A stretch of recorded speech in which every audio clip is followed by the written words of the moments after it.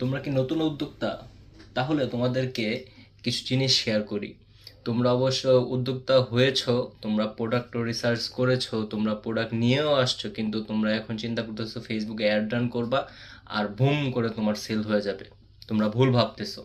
তোমাদেরকে সেল করার আগে, অ্যাড রান করার আগে তোমাদের নির্দিষ্ট কিছু জিনিস অ্যালগোরিদম বোঝা দরকার, বা ফেসবুকে অ্যাড রান করার আগে তোমার কি কি জিনিস জানতে হবে সেগুলো তোমার জানা দরকার আগে। ফার্স্ট অফ অল তোমার জানা দরকার তোমার পেজটা কি, যেই পেজের মাধ্যমে তুমি সেল করবা সেই পেজটা কি 100% ঠিক আছে।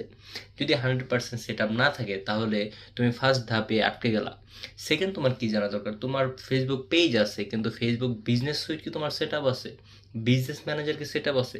যদি এটা না থাকে তাহলে তুমি অ্যাড রান করারই প্রয়োজন নাই, তুমি বিজনেস করতে আসো নাই, বা তুমি বিজনেস করতেই পারবা না।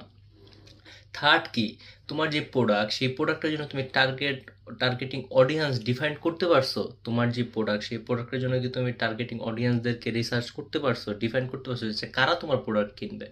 যদি এটা না করতে পারো তাহলে তুমি প্রোডাক্ট কার কাছে বিক্রি করবা?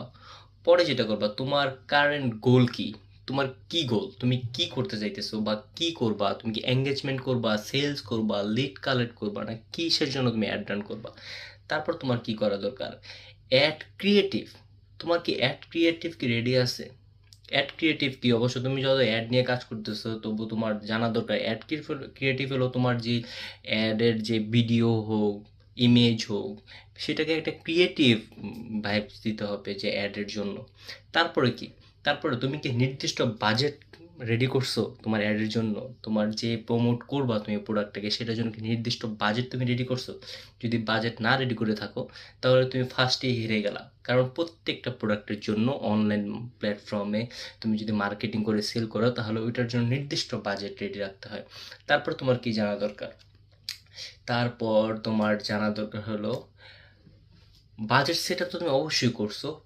তুমি নেক্সট ধাপে, এটা হলো বেসিক, তুমি যে বেসিক হলো এটা তুমি অ্যাড রান করো, তার আগে তোমার বেসিক এটা জানতে হবে। তারপর তোমার জানতে হবে পিক্সেল সেটআপ। এখন তোমার যদি পিক্সেল সেটআপ না থাকে তাহলে তুমি প্রপারলি মেনটেন করতে পারবে না বিষয়টাকে, একটু অ্যাডভান্স লেভেলে যাচ্ছ এখন।